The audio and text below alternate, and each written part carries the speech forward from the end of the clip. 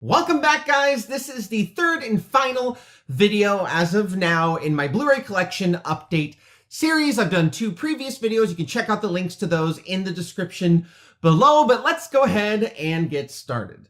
Werner Herzog's Aguirre, The Wrath of God. This is an incredible film, notoriously filmed kind of guerrilla style in the jungle. He put his cast through hell, and it shows to great effect in this film. This is, of course, a special release from Shout Factory.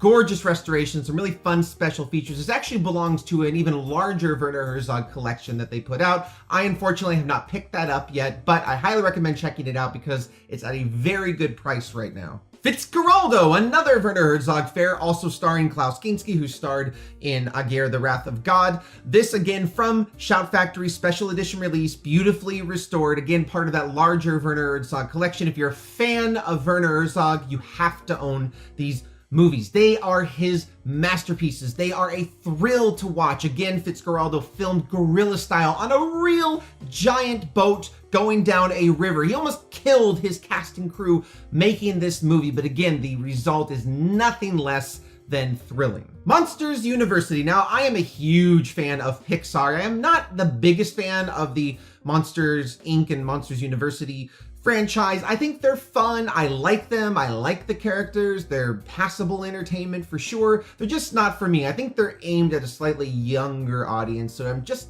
not quite in touch with it maybe in the way I should be. But I still enjoy the films, and Monsters University is an adequate sequel. Hayao Miyazaki's Princess Mononoke. This is a masterpiece from Studio Ghibli once again. If you don't know the filmography of Hayao Miyazaki, again, I think you are missing something in life. Howl's Moving Castle, Spirited Away, My Neighbor Totoro, just to name a few. I mean, his films they transcend animated cinema. They are not necessarily for kids, and Princess Mononoke is like a prime example of that. This is a brutal film that is telling an epic story. There is a reason this is considered to be kind of like a modern day animated Star Wars.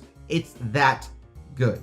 Ghost in the Shell, not the Scarlett Johansson live action version, but the original animated film. This is one of the greatest animes ever made. It's based on the manga by Shiro Masamune, and it stuns. This is gorgeous to watch. It's a beautifully drawn and choreographed film with a really interesting sci-fi kind of mystery at its core. It definitely is inspired by Blade Runner. It has that kind of Blade Runner vibe, but it's all working to great effect here. If you're a fan of Ghost in the Shell, whether it's the series or the movie, I highly recommend picking this up. This is a gorgeous package. The film is beautifully restored and some really fun special features. Walt Disney's Pinocchio, the animated 1940s classic. This is one of my favorite films of all time. I've loved it ever since I was a kid. I was so happy to pick up this beautiful limited edition Blu-ray. If you've never seen Pinocchio, then stop the video and go ahead and watch it because it is pure Disney magic.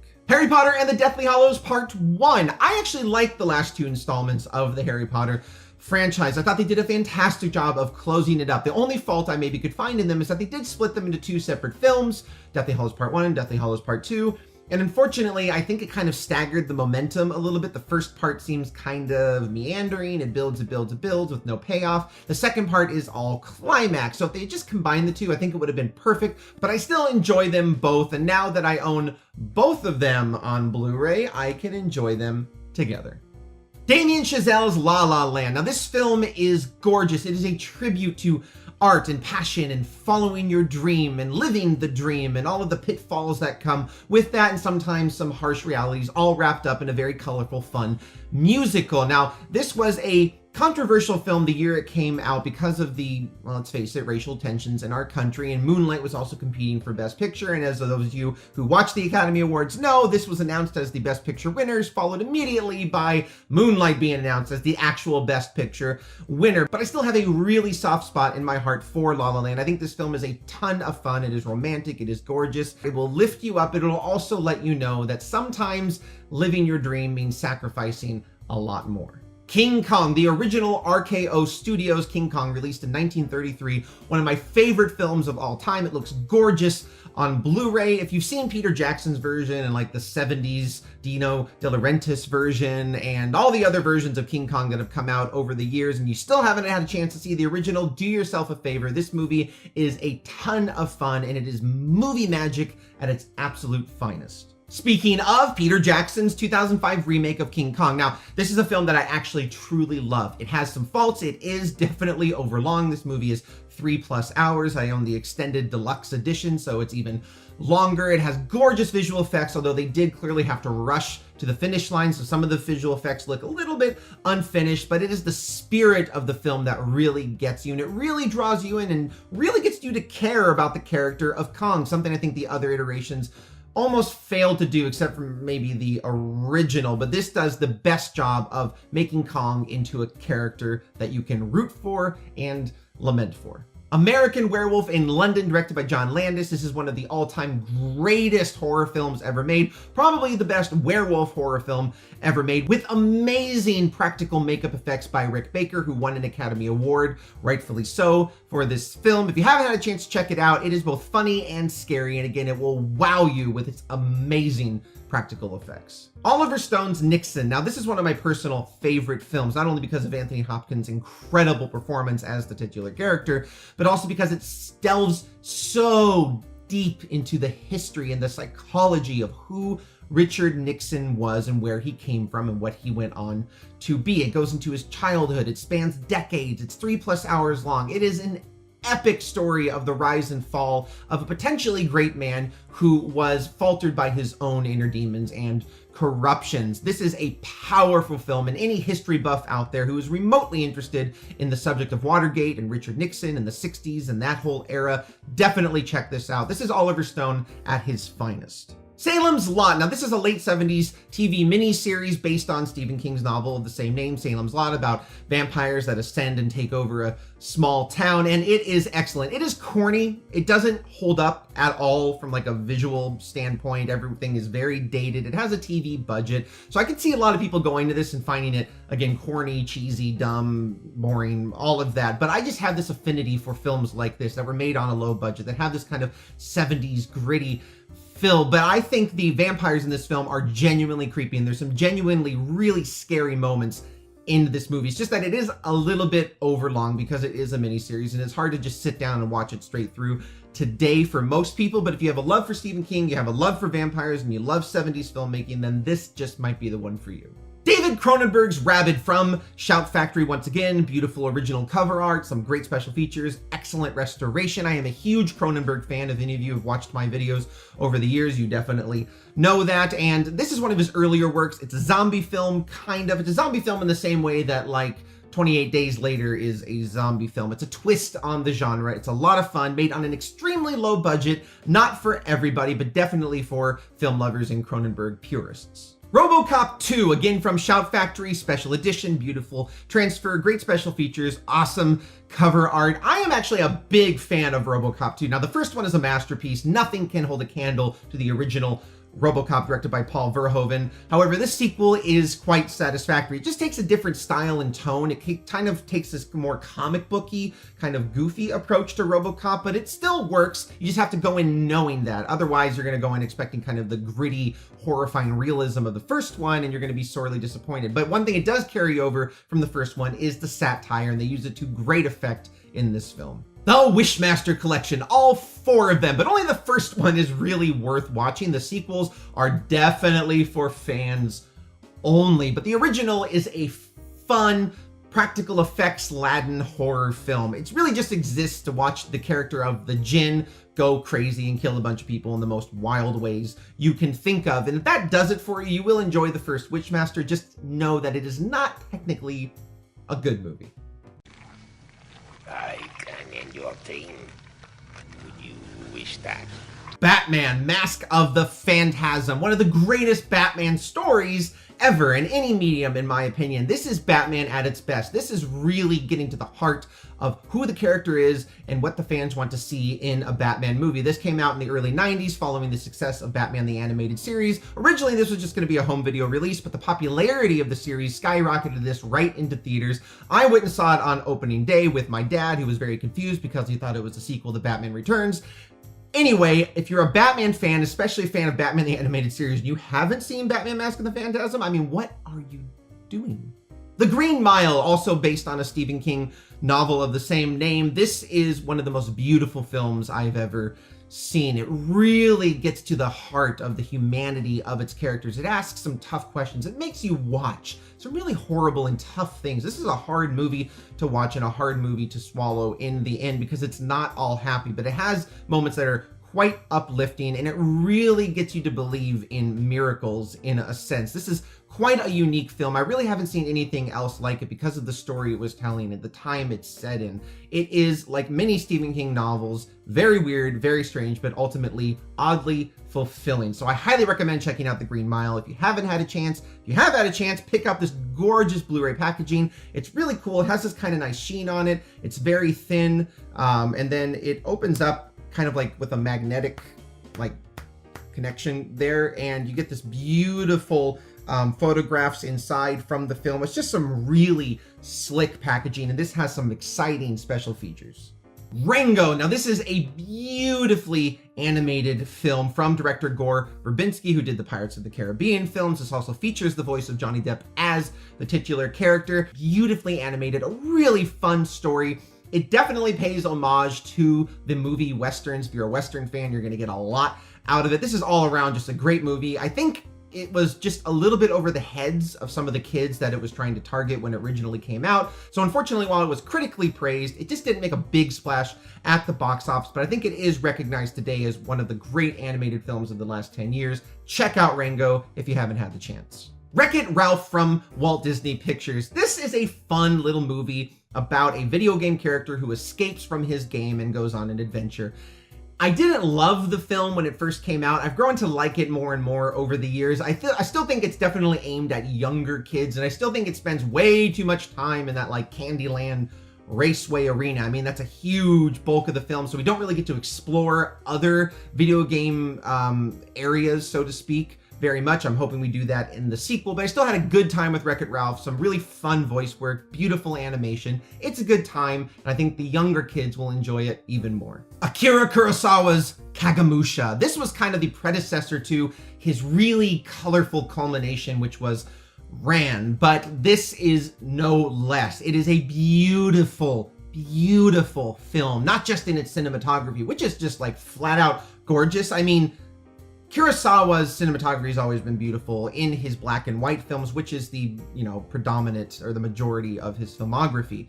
However, he delved into color later in his career to amazing effect. Beautiful, beautiful shots in Kagemusha. Highly recommend checking it out for any cinematography geeks out there. If you haven't already seen it, you likely have, because it's one of the all-time greats in terms of cinematography, but it has this really gut-wrenching story at the center of it. This is a beautiful film on whole. I highly recommend checking it out. This is, of course, a special release from the Criterion Collection. If you watch the past videos, you know how I feel about the Criterion Collection. Beautiful cover art, a gorgeous restoration. I cannot recommend picking up this one enough. Species from Shout Factory once again. Custom covers, great special features, a really good transfer, although this was released in the late 90s, so transfers from that period aren't as praiseworthy as, let's say, transfers from films from the 1940s or 50s, but still really good looking. This is a fun, albeit dumb, sci-fi horror film. It's basically about a young girl that is genetically mixed with the genes of an alien, and so she develops to become this morphine alien creature that has to have sex with many men as possible, nor impregnate her. I mean, it's just insane, but it is a lot of fun. A really solid cast, actually, featuring Ben Kingsley and Alfred Molina and Forrest Whitaker and Michael Madsen, among others. So that's really where the draw is here. The in front of camera talent. Just don't go in expecting something amazing, but if you're in the mood for some cheesy kind of sci-fi thriller, you could do a lot worse than Species. Rogue One, a Star Wars story. What can I really say about this? I mean, I did a review on it. There's a million videos out there. I'm not going to go into great depth, but I am a big fan of the film. I don't think it's the best Star Wars film ever made or anything like that, but it is a solid outing, first outing for the franchise spin-offs, and I cannot wait to see what else Disney has in its arsenal. Wonder Woman. This was one of the best movies of this year for sure. It's a lot of fun. Great performance from Gal Gadot. Excellent direction from Patty Jenkins. This is what the DCEU needs to do. It needs to follow the formula of Wonder Woman because it nails the tone they really should be going for so perfectly. With Justice League, they went too bright. With Batman vs. Superman, they went too dark. Wonder Woman just hits the nail on the head. It's a Wonderful Life, one of the all-time Christmas classics, a masterpiece in and of itself. This is, of course, directed by the late, great Frank Capra. It stars the late, great James Stewart. It is a beautiful, uplifting classic. Like I said, if you haven't seen It's a Wonderful Life, now is the time to watch it. Released on Blu-ray, beautifully restored. This movie looks amazing. Paul Thomas Anderson's There Will Be Blood, starring Paul Dano and, of course, the great Daniel Day-Lewis. His performance makes this film. I watched this film over and over and over again, just analyzing his performance, all against the backdrop of Paul Thomas Anderson and his cinematographer's beautiful cinematography. This movie is gorgeous on so many levels. It's also funny, brutal, and epic. There are so many things I could say about There Will Be Blood. I'll probably be doing my own review of There Will Be Blood. It's one of my all-time favorite films. I really hope they release it in some sort of special edition packaging eventually. They did on DVD, which I own, but the Blu-ray releases just really haven't gotten the special treatment that this film deserves. So I hope on some anniversary down the road, it was the 10th anniversary this year, let's shoot for maybe 2025, we get some gorgeous special edition release because this movie deserves it. The Witch. This is a truly unnerving and terrifying film, but not for everybody. I think people going into this movie expecting a straight up traditional horror film were sorely disappointed. This is a movie that definitely builds tension. It takes its time. It's about the characters and not the monster. The monster is much more of a metaphor, like fairy tales from the period it is set in. And I think that's the overall point. Beautiful cinematography, fantastic performances. This is a gem for any true horror lover. Glengarry Glen Ross in its original packaging, because I haven't opened it yet, but this is one of my favorite films of all time, no doubt. Now, if you don't know what Glengarry Glen Ross is, it's actually based on a stage play of the same name, has an all-star cast including Ed Harris and Jack Lemmon and Al Pacino and Kevin Spacey, all giving powerful performances. This is a performance-driven film. It is dialogue heavy. The majority of the film takes place maybe in like 2 or 3 locations, and that is it. But it's one of the most intense movies you will ever see, and Alec Baldwin steals the show with the single scene he has in the film. If you have not seen Glengarry Glen Ross, buckle up. Sully from Clint Eastwood, starring Tom Hanks. No, I couldn't get the freaking sticker off of the outside cover because the store I bought it from puts these stickers on the covers that basically you have to tear off and bring the cover with it. So I generally just kind of leave them on because I don't want to damage it. But if anybody out there has any suggestions on how to get these stickers off, please let me know. Anyway, it's a great film. I think it's one of Clint Eastwood's better films of the last maybe 5 or 6 years. The last few films he'd done, Jersey Boys and a couple of others, really didn't quite work for me. So it was nice to see him return to form. Tom Hanks, of course, as always, gives an amazing performance. Check out Sully if you were a little down on Clint Eastwood. This kind of restored my faith just a little bit. Cowboy Bebop, based on the anime series of the same name. If you like the series, you're definitely going to enjoy the film. It's a lot of fun, and this is one of the animes that I really would like to see adapted into a live action film. I think it would really work, and if not a film, maybe like an HBO series or miniseries, something like that, because there's so much you can do with the world they create in Cowboy Bebop. The characters are so rich, everything is so detailed and so dense, and you have so much fun watching the characters exist in this world. I would just love to see that translated with the right talent behind the camera to the big screen.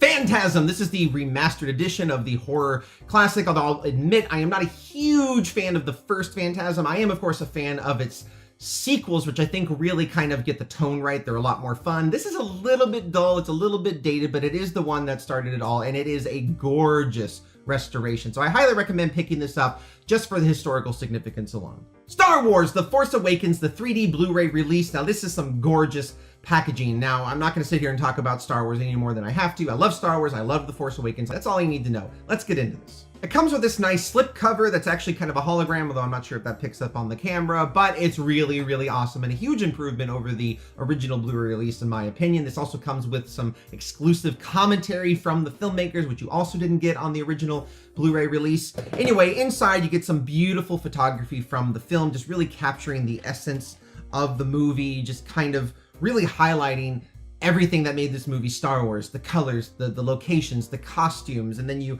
open it up and you have this beautiful spread that opens up to the Millennium Falcon going into hyperspeed, and then you have all of the discs that come with it. You have a few different copies of the film on different mediums, and then you have an entire disc dedicated to special features. So if you're a huge fan of Star Wars and a fan of The Force Awakens and you haven't picked this up yet, definitely spend the money. It is worthy of having in your collection.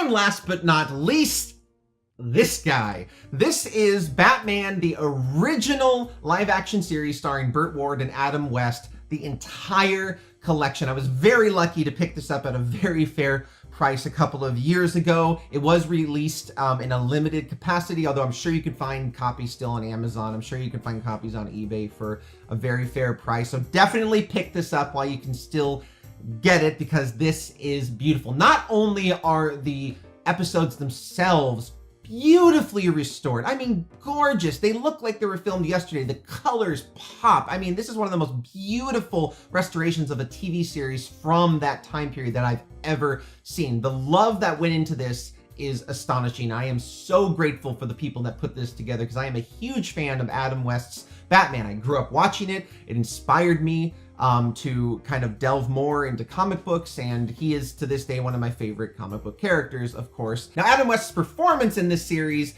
is not the typical Batman that we usually see. For those of you who are unfamiliar with it, which is probably none of you, but just in case, this is a very comedic, kind of satirical take on Batman. This was Batman back when it was okay to make fun of Batman. He wasn't the cool, dark character that he eventually became. He was a lighthearted, fun, kind of ridiculous character. I mean, it's a guy that dresses like a bat and has a sidekick that dresses up like a Robin. So, I mean, so the cover kind of has this front fold that comes open like this, and this reveals the insides, and you get this beautiful collectible little mini Batmobile with it. I actually haven't taken this out of the packaging yet. You also get this really cool deck of collectible cards from the TV series. This is a lot of fun as well, although I have not opened it yet. I've seen pictures online. I'm just kind of hesitant to open all this because it's so awesome. And then you get the seasons themselves, which come in kind of individual booklets that open up, and you have this wonderful kind of poppy 60s cover art that really capture the colors of the series. And then, of course, you get various discs with various episodes on it. You guys, this is a must-own for any Blu-ray collector. It's one of the best Blu-rays I have ever seen released, and I highly recommend picking it up, especially if you're a fan of the old series. It is a little bit more on the spendy side, but it is totally worth the money for the value you get out of it. Well, that is it, guys, for my Blu-ray collection update series. For now, I will definitely try and do one of these maybe every 20 Blu-rays that I buy, or every 10 Blu-rays that I buy, or maybe, you know, when I feel like it. But go and comment below and let me know about your Blu-ray collections. What do you think of my Blu-ray collection so far? And what would you recommend? What items out there do you think I need to have in my Blu-ray collection? And as always, guys, thank you so much for watching. If you like this video and want to see some more stuff, go and click like and subscribe below. Until next time, I'm Leighton Eversole, keeping you movie healthy.